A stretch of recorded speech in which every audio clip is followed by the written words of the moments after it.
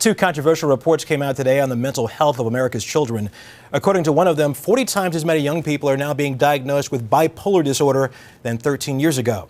And the first comprehensive study of attention deficit hyperactivity disorder reports 2.4 million youngsters may have it, many more than previous estimates.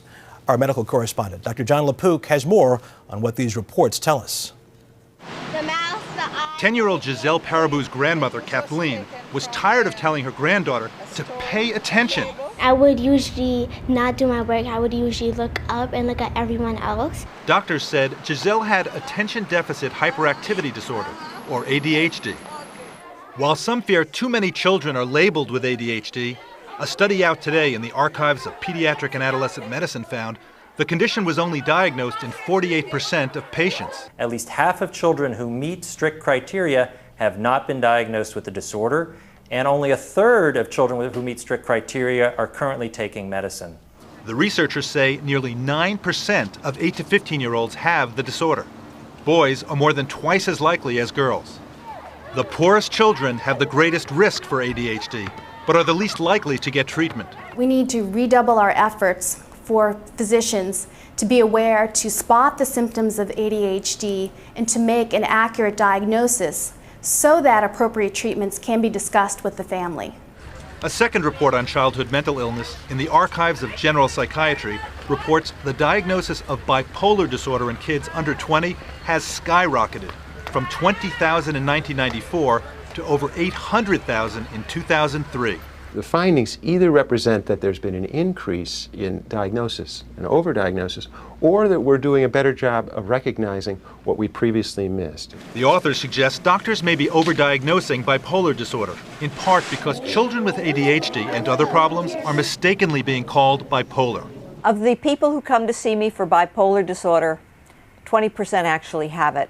This is my math book. Okay, good. Giselle's doctors at New York University's Child Study Center are sure she has ADHD, but her grandmother has found strategies to keep her focused without taking medication for now. I know that someone understands why I have it and that there's a way to help me.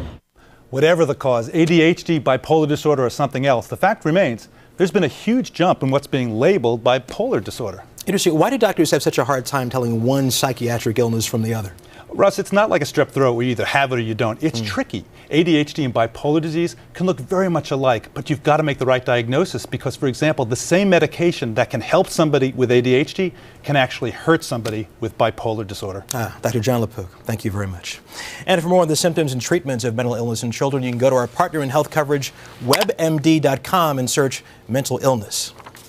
In other news, workers at a warehouse in Ohio are thanking their lucky stars they had Labor Day off.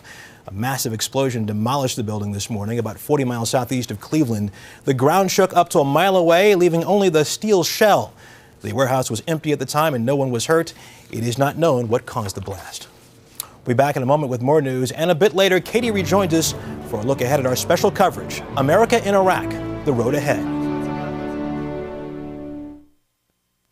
North Korea said today the U.S. has agreed to remove it from the list of states that sponsored terrorism, but not so fast. A top U.S. envoy says the issue is still under discussion. Yesterday, a major breakthrough was announced, with the North Koreans agreeing to disable their nuclear program by the end of the year.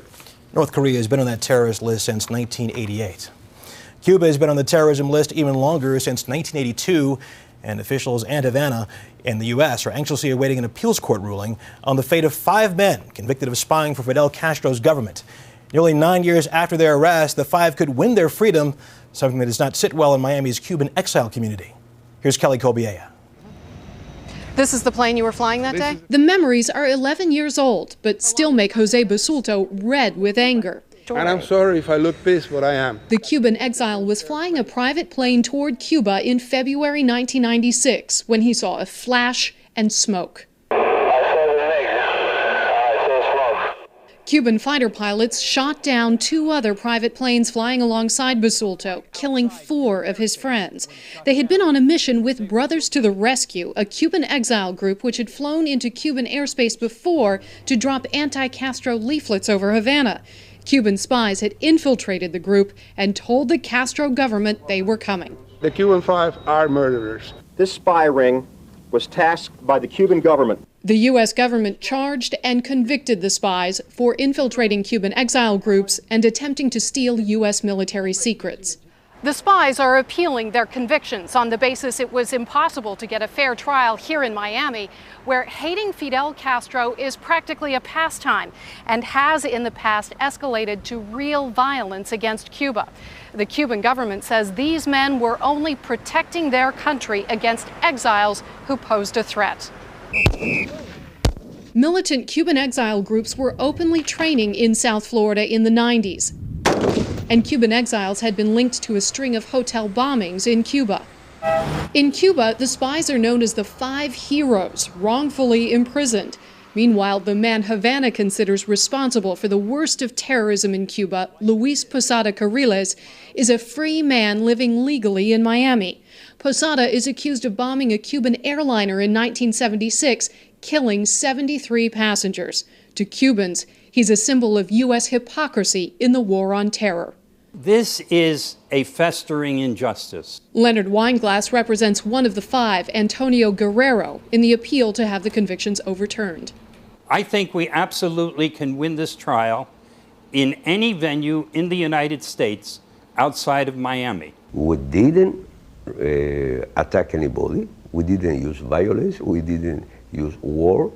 We just used what is referred now in America as human intelligence.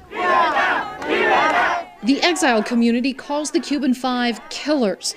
The Cuban government says the U.S. would not hesitate to shoot down any plane that invaded America's airspace. Kelly Kobiella, CBS News, Miami. And out of London for an historic changing of the guard. Today, the first woman joined the ranks of the Beefeaters, the ceremonial guards of the Tower of London, which houses the crown jewels. Maura Cameron served the required 22 years in the Army to become eligible for the job. The Beefeaters have been around for more than 500 years. Nowadays, their main duty is to conduct tours of the tower. To the movies now. Halloween had a record Labor Day weekend debut at the box office, $31 million. And that capped a record summer for Hollywood. Altogether, movies took in almost $4.2 billion since the first weekend in May. Americans bought 610 million tickets. Up next, Katie rejoins from Iraq with a look at this week's special coverage, including a one-on-one with America's top general on the ground. Look at the country as a whole. There is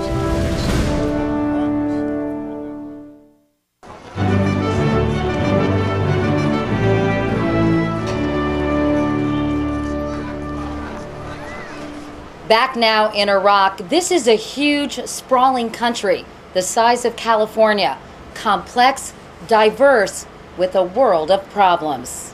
We traveled from one end of Iraq to the other to find out the state of the country right now.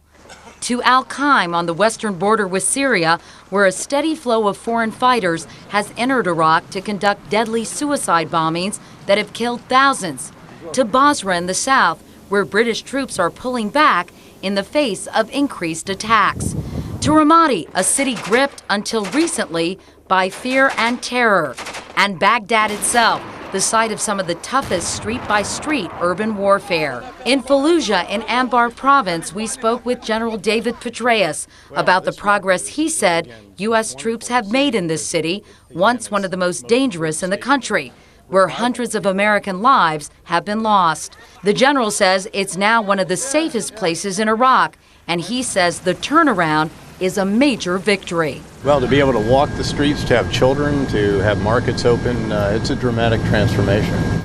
We also spoke to soldiers. You know, we're here, we're committed, and I just think we need to stick it through. And to Iraqis of all kinds, many still living without basic services and under the constant threat of terror. I think they will kill all the people when I can't stay in home alone. Maybe they will kill me. We spoke to Sunnis. We can't fight Al-Qaeda. We need the American to help us. And to Shiites. You have to deal with the past, and you have to deal with the present, and you have to look forward then and see a better future. Today, America and Iraq are at a crossroads. What has been accomplished? When will U.S. troops start to come home? And what will they leave behind? A shattered Iraq in turmoil, or an Iraq that's headed toward reconciliation and democracy?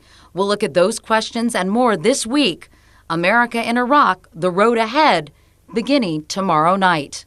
I'm Katie Couric in Baghdad. Thanks for watching. I'll see you tomorrow. Good night.